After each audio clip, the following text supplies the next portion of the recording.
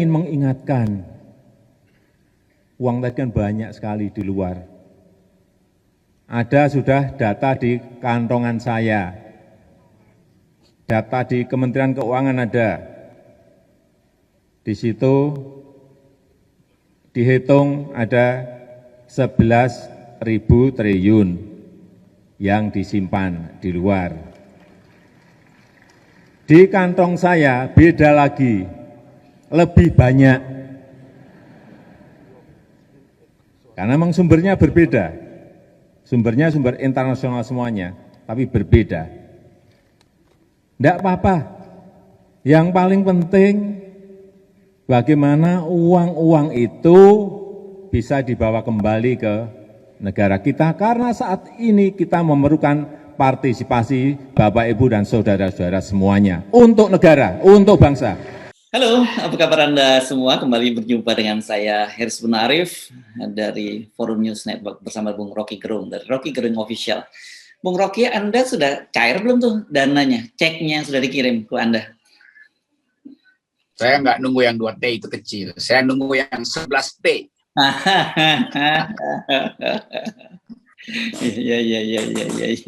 Ya. Itu jauh lebih besar ya? Ya, itu manfaatnya di situ karena kriminalnya juga di situ lebih besar. Kan lebih membohongi 11T kan lebih gede dari 2T kan. Betul. Jadi kita nunggu realisasi kebohongan. Oke. Yang 11T. Ya. Sampai itu dibuktikan dicairkan dana 11T itu sampai sekarang kita masih menganggap itu sebagai hoax lah ya gitu ya levelnya ya. Ya, dan tentu banyak yang bersiap-siap untuk atau menganggap aja bahwa 2T ini sebetulnya bagian dari 11T gitu. Ya. Itu satu rekening sebetulnya. Ya. Ini penting kita ingatkan karena Presiden Jokowi ini benar-benar secara langsung pada waktu itu menyatakan bahwa ada di kantong saya ini dana 11T kan begitu ya. Jadi sampai Pak Jokowi membuktikan kita akan menyatakan bahwa itu hoax. Kan begitu ya, nggak salah dong karena memang belum terbukti. Karena sebab apa, dalam situasi sekarang ini kalau betul-betul punya dana 11T kan sebagian besar persoalan bangsa ini selesai. Kita nggak perlu utang ke negara lain atau ke lembaga-lembaga multilateral seperti IMF dan Bank Dunia kan. Iya, dan yang di Palembang itu motifnya adalah membantu rakyat yang mengalami COVID. Kan itu manusiawi betul kan. Yang 2T walaupun hoax juga. Yang 11T bukan membantu, menginginkan kekuasaan. Karena itu dijaminkan bahwa kalau saya berkuasa, ada 11T tuh yang menjamin kesejahteraan rakyat. Jadi lebih parah sebetulnya dosanya. Kita sebut aja dosa lah, belum kriminal gitu kan. Karena janji politik gitu. Dan karena itu dia mesti dinyatakan setara dengan siapa namanya Herianti yang di Palembang. Ya. Dua-duanya bikin janji. Dan janji itu adalah utang bagi mereka yang berharap. Ya, janji kampanye itu kaitannya dengan lebih pada moral ya, bukan kriminal gitu ya. Ya. Oke. Ya mungkin sekali nanti juga mesti ada kesaksian, misalnya di Palembang itu yang mengundang Kapolda, berarti Kapolda mesti jadi saksi kenapa dia mengundang gitu. Ya. Nanti yang janji 11T dia juga mesti jadi tersangka sekaligus saksi tuh karena dia sendiri yang mengundang supaya orang berkerumun demi 11T itu. Oke. Nah, sekarang berkaitan dengan janji-janji itu kan berkaitan dengan sebenarnya komunikasi publik gitu ya.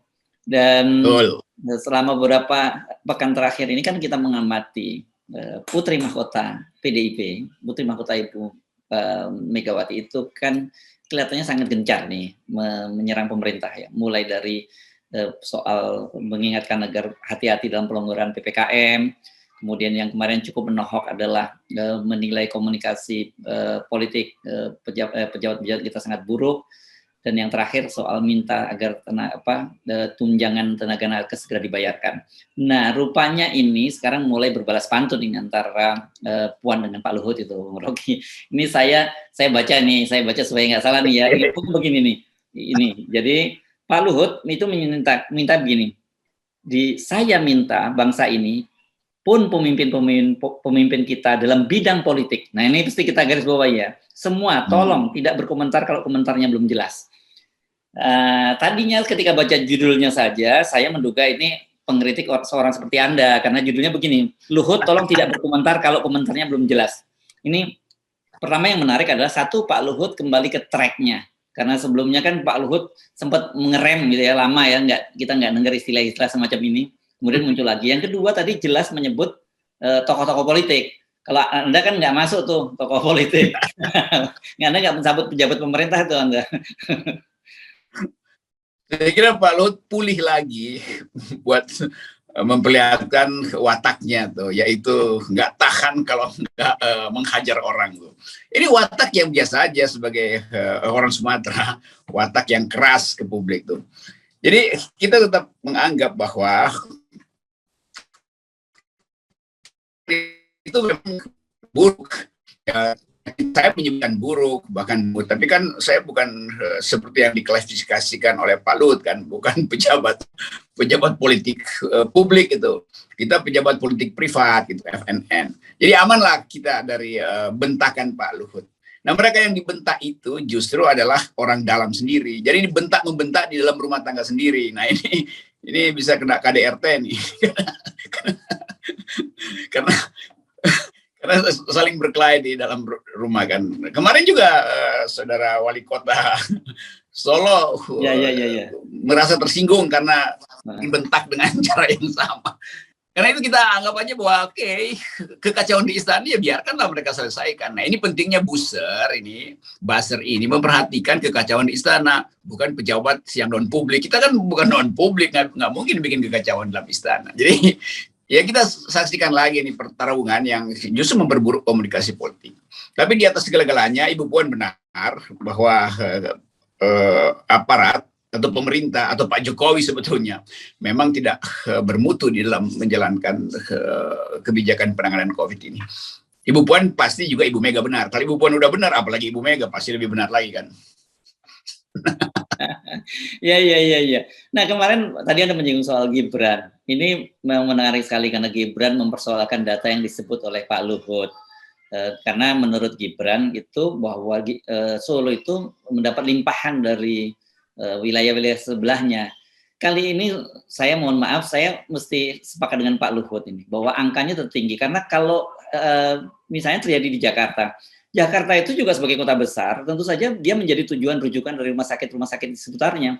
Dan Anies Baswedan nggak pernah tuh membela diri bahwa ini limpahan dari sebelahnya. Nah, Gibran rupanya belum siap. Dia menganggap bahwa dia wali kota Solo, jadi orangnya orang Solo yang boleh sakit. Atau kalau ada orang yang sakit dan mati di Solo, ya itu bukan tanggung jawab Gibran. Kan begitu kira-kira logikanya Gibran.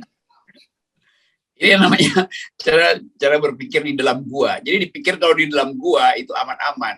Nah, kalau di luar gua itu serigala menunggu kan sama juga kan. Jadi orang di dalam gua juga ketakutan. Jadi memang karena disebut pandemi, maka saling membantulah. Kan greater area dari Solo, wilayah Solo besar itu kan juga berkantor di Solo. Itu kan orang-orang yang tinggal di remote area tapi kemudian bisnisnya di Solo. Jadi dia cari rumah sakit di Solo dong. Lain kalau di semua desa ada rumah sakit, nah itu baru saudara Gibran bisa protes. Di daerah situ nggak ada. Ini satu pikiran humanitas juga. Seolah-olah orang Solo, orang non Solo itu nggak boleh mati di Solo, harus mati di desanya sendiri itu yang nggak ada fasilitas kesehatan. Jadi cara berpikir ini nih, wali kota itu kan di metropolis gitu, tapi dia sebetulnya rakyatnya itu adalah juga di sekitar itu. Itu cara melihat yang kacau dari seorang pemula itu. Oh sorry, saya memang pemula juga sebetulnya. Wali kota pemula yang nggak apa-apa, masih belajar.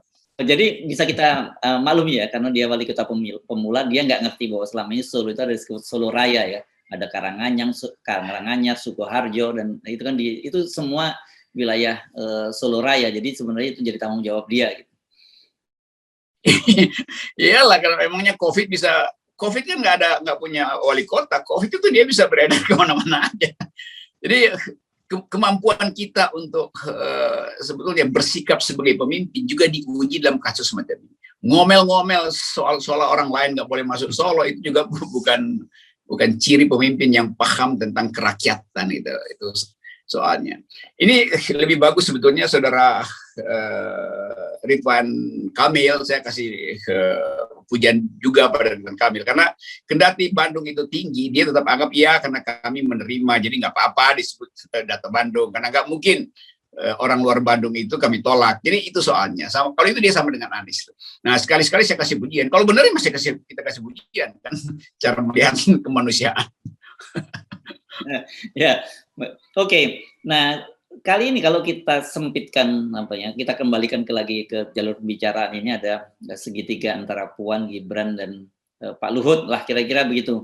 Meskipun kadarnya berbeda, ini kelihatannya Pak Luhut sedang berhadapan dengan putri dan putra mahkota, gitu ya, Bung Rocky. Tapi kita bisa pisahkan tadi, Puan ini lebih sophisticated karena menyerang Pak Jokowi itu dalam konteks dia mengatasnamakan kepentingan rakyat, gitu ya, kepentingan orang banyak, kepentingan nakes dan sebagainya. Sementara Gibran menyerang balik Pak Luhut itu dalam konteks karena merasa dia nama dia sebagai wali kota dicemarkan oleh Pak Luhut karena disebut datanya tinggi kematian dan penurunan dan kematian itu tinggi.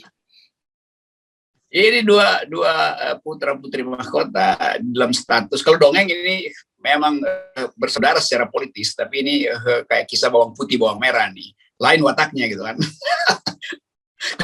Yang satu berupaya untuk melindungi ayahnya, yang lain melalui ibunya ingin menyerang ayahnya gitu kan. Begitu jadinya kan. Jadi ini betul-betul sinetron yang mestinya dipahami oleh Pak Mahfud. Pak Mahfud nggak pernah nonton jenis film semacam ini kan. Cinta yang bersaing, kira-kira begitu. Bukan. Dan sasarannya dua-duanya Pak Luhut sebetulnya kan, karena mungkin wali kota Solo menganggap ini Menko investasi ini terlalu banyak ngomong, padahal gue langsung bisa ngomong dengan sang raja, kok ngapain perlu perantara night apa namanya tuh, pangeran ini kan Sultan Jogja, Sultan Solo bisa langsung berhubungan dengan sang raja gitu, nggak perlu lewat pangeran yang adalah menteri. Kira-kira begitu metafornya. Ya. Jadi tetap terlihat bahwa Pak Luhut memang jadi sasaran dari dua putra putri ini. Ya, ya.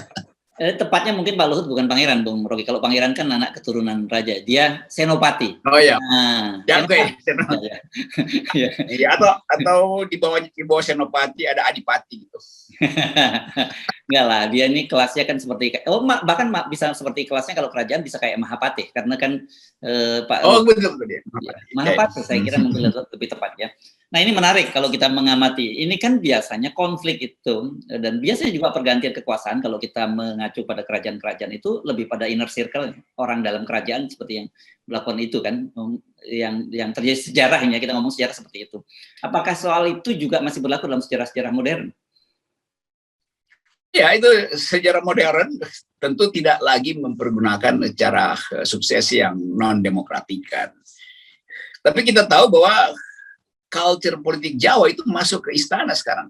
Kasakusuk istana itu persis kasakusuk di antara Tunggul Ametung dan siapa namanya tuh?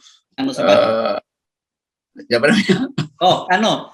Maksud saya Tunggul Ametung dan itu tiba-tiba saya lupa Joko Tingkir. Iya, karena berebut apa namanya, peratnya Paramita, Kendedes. Iya. Jadi kelihatannya begitu keadaan kita. Kan mental politik kita nggak pernah lepas dari culture, itu yang disebut culture matters. Jadi kebudayaan itu tumbuh terus. Apalagi Pak Jokowi selalu memberi sinyal bahwa dia punya obsesi jadi raja Jawa itu dengan simbol-simbol kebesaran, baju kerajaan segala macam. Itu yang nggak ada soal secara pariwisata sebenarnya bagus. Tapi dia masuk juga di dalam mental pemimpin. Itu yang kemudian kita sebut sebagai feodalisme itu. Saya tetap melihat PDIP ada feodalismenya. Saya tetap melihat di dalam istana Pak Jokowi ada feodalismenya. Karena itu betul harus bahwa intrik karena feodalisme itu juga bisa berlaku di zaman Indonesia punya sistem politik modern. Ini soalnya tuh. Nah, tentu datang dari culture yang lain, culture Medan, culture Sumatera yang kadar feodalismenya itu mendekati nol tuh. Tapi mereka yang ada di istana kan kebanyakan datang dari satu culture yang secara politik buruk kalau feodalisme itu.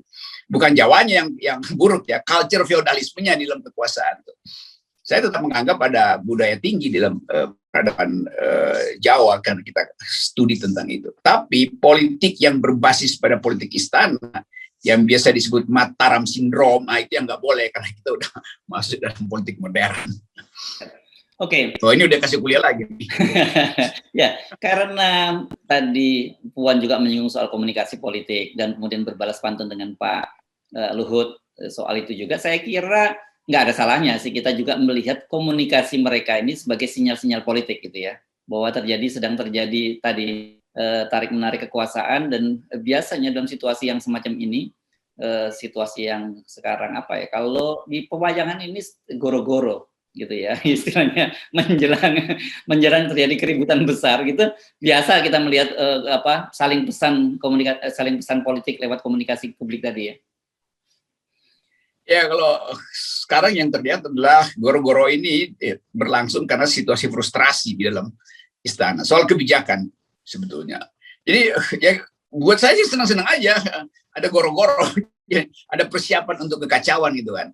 Tapi yang mesti kita pastikan, ini kekacauan biarkan aja dalam istana, jangan sampai bangsa ini ikut kacau. Nah, karena itu seluruh sinyal, kita balik lagi pada tema end game, itu sekarang sedang berlangsung. Kekacauan itu kan harusnya berakhir pada end game. Jadi kita nggak usah khawatir ada end game, karena memang detak ke arah itu, detik-detik menjelang end game itu sedang berlangsung. Nah, kita sebetulnya mempersiapkan, bangsa ini udah siap untuk end game, dan menganggap bahwa itu peristiwa biasa aja. Jadi nggak usah panik segala macam. Dan Pak Luhut bisa mempercepat endgame itu justru dengan menunjukkan pada publik bahwa memang ada kekacauan di istana seperti yang beliau sebutkan waktu yang lalu bahwa gagal segala macam. Mungkin hanya karena senioritas Pak Luhut maka dia masih menahan diri untuk menilai kritik lebih tajam bahwa memang Presiden gagal gitu kan. Kan sebetulnya kita bisa anggap ya Pak Luhut anggap Presiden gagal, tapi kan dia nggak mungkin menjamin itu. Karena itu dia sedikit ngomel kalau ada yang mengatakan gagal istana dan diarahkan ke dia. Sebetulnya Pak Luhut mau bilang ngapain ngomelin gue, ada yang lebih tinggi tuh yang nggak mau lockdown karena nggak ngerti beda antara lockdown dan lockdown kecil. Kan Pak Jokowi sendiri bilang PPKM ini juga adalah separuh lockdown. Lockdown itu ya kan. Lockdown itu nggak ada yang separuh-separuh. Lockdown artinya sepenuhnya. Kalau nggak separuh-separuh itu bukan lockdown. Kan itu menjengkelkan juga. Nah, publik aja jengkel apalagi Pak Luhut. Mestinya Pak Luhut jengkel pada Pak Jokowi. Tapi ya ditahan lah itu. Ya.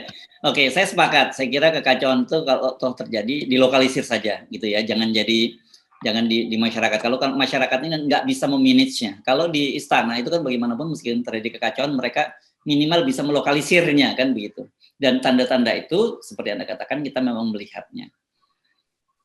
Ya memang secara seharusnya dilokalisir, tapi kelihatannya nggak bisa lagi kan, karena tuntutannya kan besar. Kalau dilokalisir artinya mesti ada itu bertambah gitu kan, mesti ada yang dikasih permen. Nah, Bu Mega udah minta permen 12 butir dari di periode kedua, itu nggak dikasih-kasih juga, cuma dikasih 4 permen tuh, dan itu pun nggak manis tuh. Emang saya kabinet yang nuntutnya. Jadi kelihatannya begitu, agak susah dan udah rakyat tetap menganggap bahwa kita bersiap-siap karena kebijakan ini akan terus berakumulasi menjadi konflik di dalam cara berkomunikasi. Nah, konflik komunikasi itu tanda awal dari konflik politik yang sesungguhnya tuh. Ya. Bukan kita menyukuri konfliknya, tapi kita bersiap-siap untuk mengalaminya. Ya. Saya kira ini biasa ya, tekanan itu pasti dimulai dari level yang paling rendah, makin lama makin tinggi. Nah, ini kita baru melihat tiga kali kritik dari Puan, dan ini saya yakinkan Anda bahwa mungkin dalam tidak akan waktu lama lagi akan muncul kritik-kritik yang lain. Tidak harus Puan, tapi orang-orang yang kita bisa asosiasikan dengan inner circle-nya Bu Megawati. Mulai dari seperti kemarin ada Effendi Simbolon, kita tahu siapa lagi yang akan muncul gitu. Nah, kalau nanti munculnya sudah mulai dari sekjen, nah ini akan semakin menarik itu, Bung Rocky. Nah, itu baru top itu.